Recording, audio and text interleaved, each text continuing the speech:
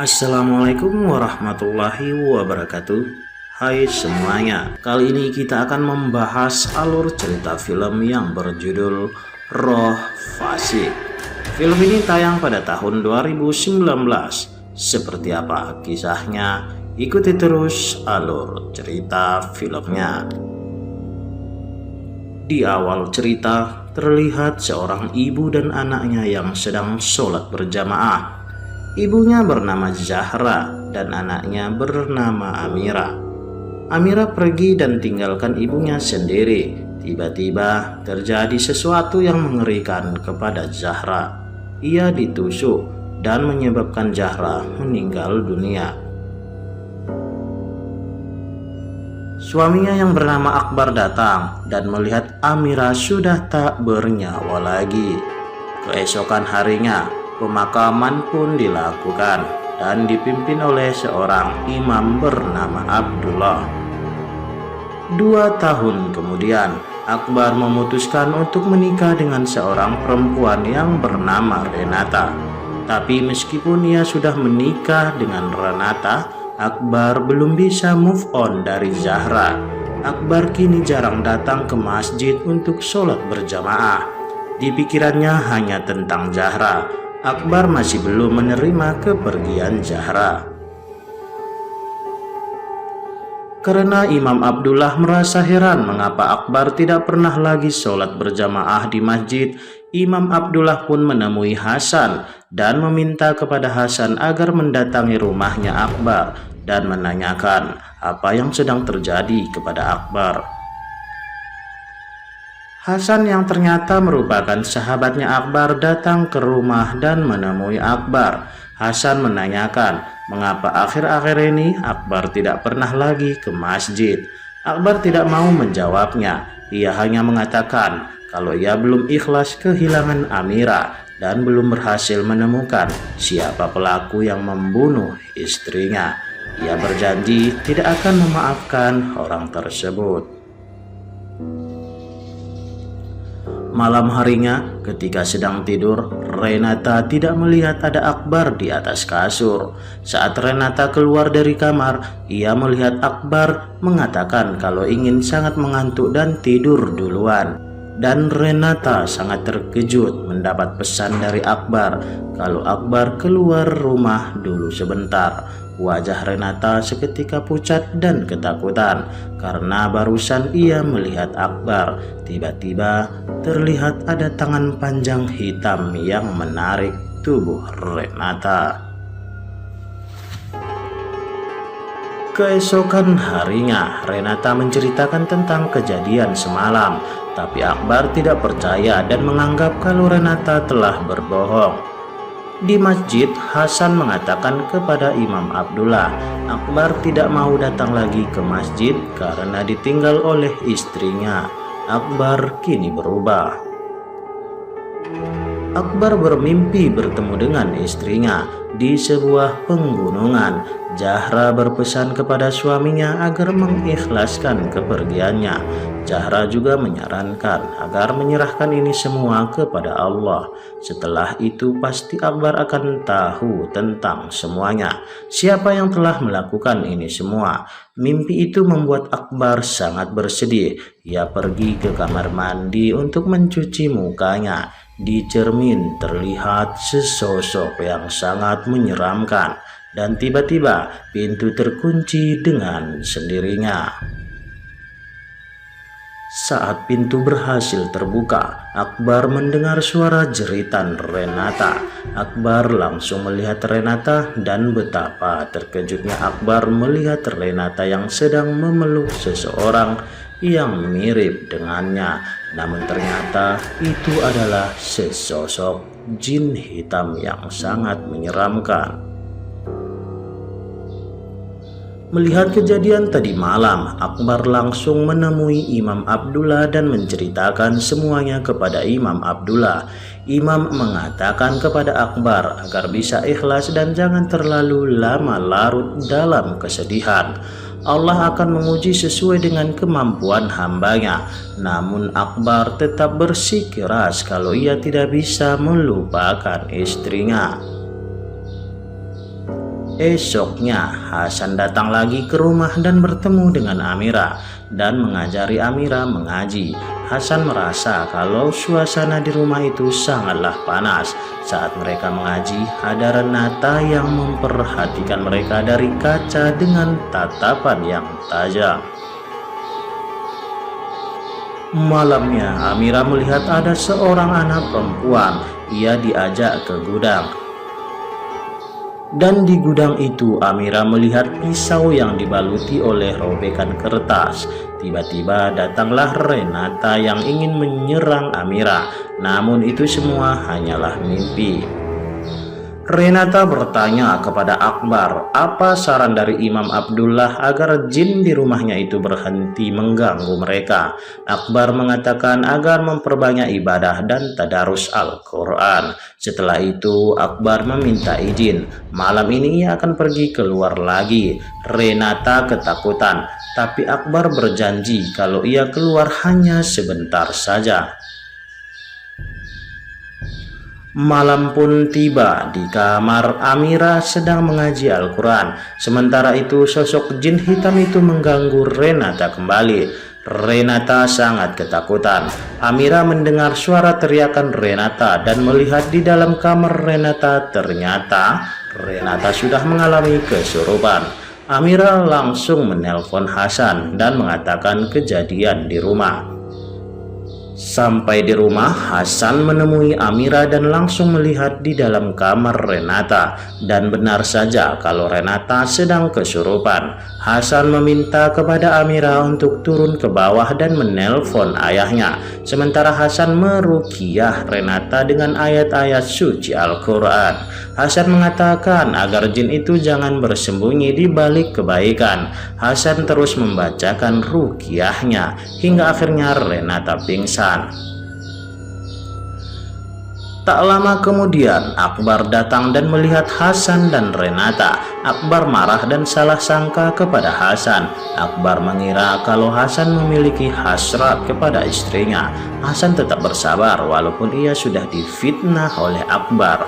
Akbar pun mengusir Hasan. Di tengah malam, Akbar terlihat keluar sendirian. Ternyata ia mengunjungi makam Zahra di tengah malam. Dan di saat itu juga seorang lelaki yang bernama Haikal melihat kejadian itu. Keesokan harinya, Haikal datang ke rumah Hasan dan memberitahukan ada hal yang aneh yang terjadi kepada Akbar. Ia selalu datang ke kuburan Zahra di tengah malam. Di sisi lain, Amira mendengar suara keributan di rumahnya dan suara itu berasal dari gudang. Ternyata di dalam gudang ada Renata yang tersungkur di bawah lantai. Renata menyuruh Amira agar jangan mendekat dan sebaiknya pergi meninggalkan gudang itu. Seketika tubuh Renata pun dibanting sampai menerobos lemari.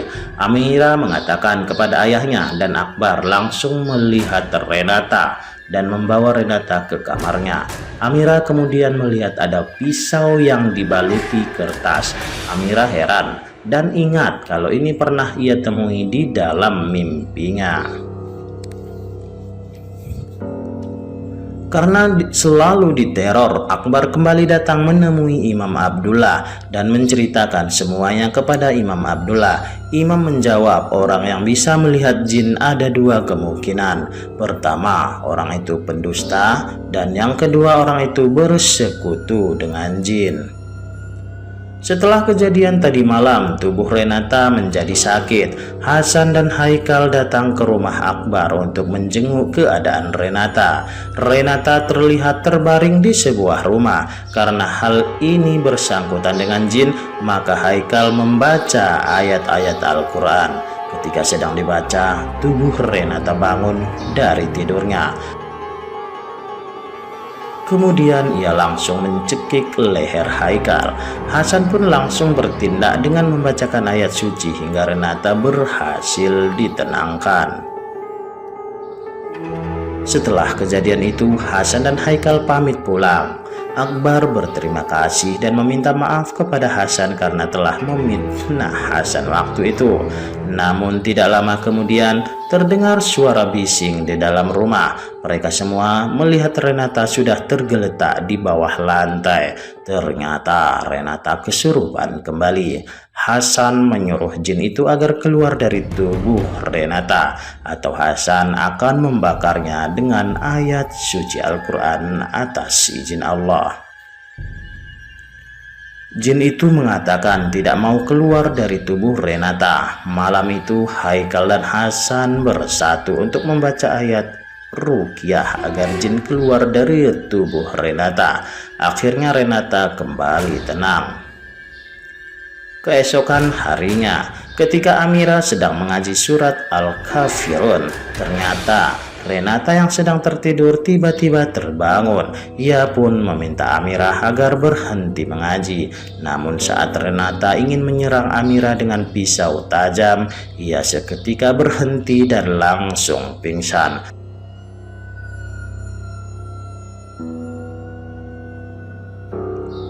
Akbar pun memanggil Hasan, Haikal bersamaan dengan Imam Abdullah untuk datang ke rumahnya. Saat semuanya berkumpul, Imam bertanya apakah Renata memiliki hubungan dengan orang yang memiliki perjanjian dengan jin. Renata seketika panik dan pada akhirnya ia mengaku kalau ia sendirilah yang memiliki perjanjian dengan jin. Imam Abdullah mengatakan agar Renata dan Akbar segera berangkat agar jangan sampai terlambat. Renata akan meminta kepada dukun yang sempat ia mintai pertolongan agar mencabut perjanjian dengan jin. Mereka pun segera berangkat. Selama di perjalanan, banyak teror yang mengganggu mereka. Semua penumpang di dalam bis itu adalah hantu. Hingga tibalah mereka di sebuah rumah. Renata mengatakan kalau rumah tua itu adalah rumah sang dukun. Di rumahnya, Amira memberikan buku yang disimpan oleh Mama Renata di dalam kamarnya. Dan di saat Imam Abdullah melihat itu, bukunya berjudul Dialog Manusia dengan Jin. Selain itu, Amira juga memberikan pisau yang dibalut dengan robekan kertas itu di dalam gudang. Ketika Imam Abdullah menyatukan robekan kertas itu di dalam buku, Imam Abdullah beristighfar karena Akbar dalam keadaan bahaya. Imam Abdullah mengajak Haikal dan Hasan untuk menyusul Akbar.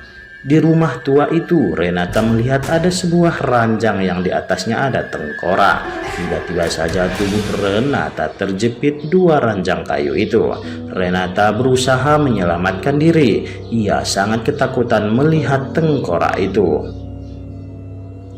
Setelah itu, sesosok jin datang dan bertanya kepada Renata, mengapa Renata membiarkan ayat suci Al-Quran berkumandang di rumahnya. Renata mengatakan kalau ia sudah berusaha, tapi ia tidak mampu lagi.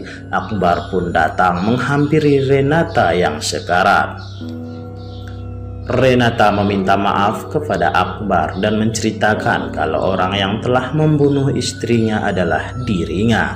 Karena saat itu ia jatuh hati kepada Akbar dan ingin menikah dengan Akbar, tapi Akbar sudah memiliki istri dan anak.